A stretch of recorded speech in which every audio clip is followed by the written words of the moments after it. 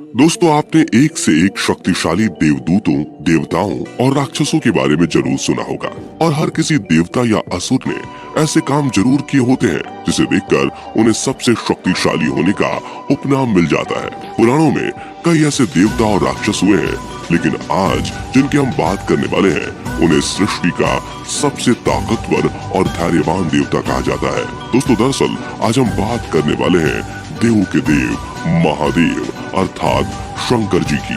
आज हम आपको शिव जी के जीवन के बारे में कुछ ऐसी दिलचस्प बातें बताने जा रहे हैं जो आज तक आपने किसी से भी नहीं सुनी होगी। तो चलिए शुरू करते हैं। दोस्तों, अगर आपको नहीं पता तो बता दें कि शिव जी को स्वयंभू माना गया है, यानी कि उनका जन्म नहीं हुआ और वो अनादिकाल से सृष्टि में है, लेकिन उनकी उत्पत्ति को लेकर अलग अलग कथाएं सुनने को मिलती है। जैसे पुराणों के अनुसार शिव जी भगवान विष्णु के तेज से उत्पन्न हुए हैं, इस वजह से महादेव हमेशा योग मुद्रा में रहते हैं। वहीं श्रीमद् भागवत गीता के अनुसार एक बार जब भगवान विष्णु और ब्रह्मा अहंकार के वश में आकर अपने आप को श्रेष्ठ बताते हुए लड़ रहे थे, तब एक जलते हुए आग के गोले से भगवान शिव प्रकट हुए।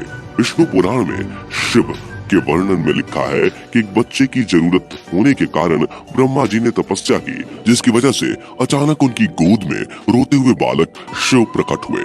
तब ब्रह्मा ने शिव का नाम रुद्र रखा, जिसका अर्थ होता है रोने वाला। लेकिन बाल स्वरूप शिव फिर भी चुप नहीं हुए, जिसके बाद ब्रह्मा ने उन्हें दूसरा नाम दिया, पर शिव को वो नाम भी पसंद नहीं आया और फिर भी वो चुप नहीं हुए तो भगवान ब्रह्मा ने उन्हें कई नाम दिए, पर बालक को वो सब नाम भी पसंद नहीं आए और वो फिर रोने लगे।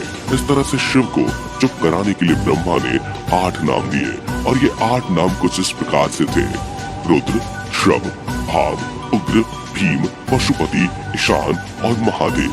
दोस्तों, महादेव नाम से तो भगवान शिव आज भी जाने जाते हैं। दोस्तों, शिव जी के जीवन के बारे में कुछ खास जानकारी तो किसी भी व्यक्ति को नहीं पता है, लेकिन कुछ ऐसे पुराण हैं जिनमें शिव जी के बारे में बहुत कुछ लिखा है। एक बार जब धरती, आकाश, पाताल समेत पूरा ब्रह्मांड जलमग्न था, तब ब्रह्मा विष्णु के सिवा कोई भी देव या प्राणी नहीं था। ब्रह्मा जी और विष्णु जी उस समय जब सृष्टि के संबंध में बातें कर रहे थे तो शिव जी प्रकट हुए।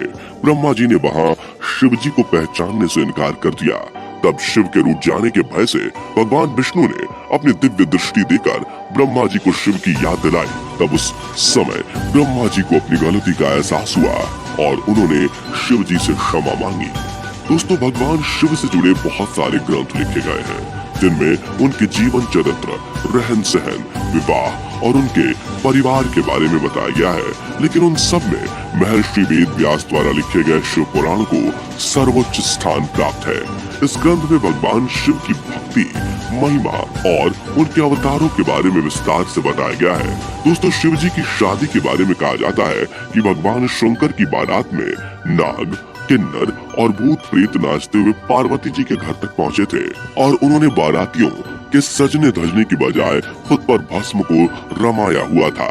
किसी के गले में मुंडमाला थी, किसी के हाथ में इंसान की खोपड़ी थी और तो और इन सभी के रूप, रंग, आकार, प्रकार, वेशभूषा, हाव भाव आदि सभी कुछ अत्यंत विचित्र थे। किसी का मुख नहीं था तो किसी के बहुत से मुख थे, कोई बिना हाथ पैर का था तो कोई बहुत से हाथ पैरों वाला था, किसी के बहुत सी आंखें थी तो किसी की एक भी आंख नहीं थी, किसी का मुख गधे की तरह था तो किसी का सियार की तरह, तो किसी का मुख कुत्ते की तरह था। उन सभी ने अपने अंगों पर ताजा खून लगाया हुआ था, कोई अत्यंत पवित्र तो कोई अत्यंत विभस्त तथा अपवित्र भेष धारण किए हुए था। उनके आभूषण बड़े ही डरावने थे। उन्होंने हाथ में नर कपाल ले रखा था। वो सब के सब अपनी तरंग में मस्त होकर नाचते गाते और मौज उड़ाते हुए महादेव शंकर जी के चारों ओर एकत्र हो गए। ये सब देखकर पार्वती की माता जी बेहोश हो गई थी। कुछ देर बाद जब उन्हें होश आया तो उन्होंने कहा कि मेरी फूल सी बेटी इस अघोरी से शादी नहीं करेगी। तभी धीरे धीरे वहाँ सारे देवता भी आकर एकत्र हो गए। भगवान श्री विष्णु गरुड़ के आसन पर, पितामह ब्रह्मा जी उनकी बगल में मूर्तिमान वेदों, शास्त्रों, पुराणों, आगमों, सनकादि महासिद्धों, प्रजापतियों, पुत्रों तथा अन्य परिजनों के साथ उपस्थित थे। देवराज इंद्र भी नाना प्रकार के आभूषण धारण किए अपने विशाल ऐरावत गज पर आरूढ़ होकर वहां पहुंच गए थे। तब स्वर्ग से आए ऋषि मुनियों ने उनकी माता को शिवजी के बारे में बताया और कहा कि ये सृष्टि के रचयिता है। तब जाकर उनकी माता ने शादी को आगे बढ़ाया। दोस्तों, ये सभी बातें शिव पुराण में विस्तार से लिखी हुई हैं। माना जाता है कि शिव पुराण को पढ़ने और सुनने से पुण्य की प्राप्ति होती है। शिव पुराण में प्रमुख रूप से शिव भक्ति और शिव महिमा का प्रचार प्रसार किया गया। दोस्तों, भगवान शिव को संहार का देवता कहा जाता है। भगवान शिव सौम्य आकृति और अपने रौद्र रूप दोनों के लिए प्रसिद्ध हैं। अन्य देवों से शिव को अलग माना गया है। सृष्टि की उत्पत्ति, स्थिति एवं संहार के अधिपति शिव ही हैं।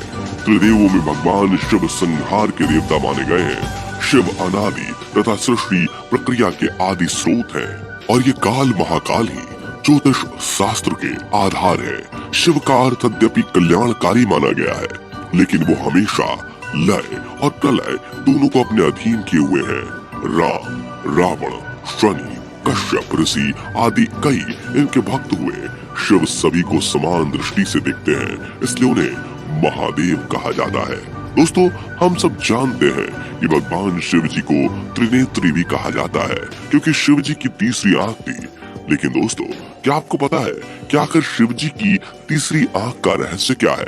आखिर कैसे शिव जी के पास ये तीसरी आंख आई? दरअसल भगवान शिव की तीसरी आंख के संदर्भ में कई सारी कथाओं का वर्णन किया गया है। ऐसी एक कहानी है कामदेव की। एक बार दक्ष प्रजापति ने भव्य हवन का आयोजन किया और उस हवन में माता सती और भगवान शिव को भी आमंत्रित किया गया। लेकिन वहाँ पर शिव के साथ हुए अपमान को माता सती सहन न कर सकी और उन्होंने आत्मदाह कर लिया।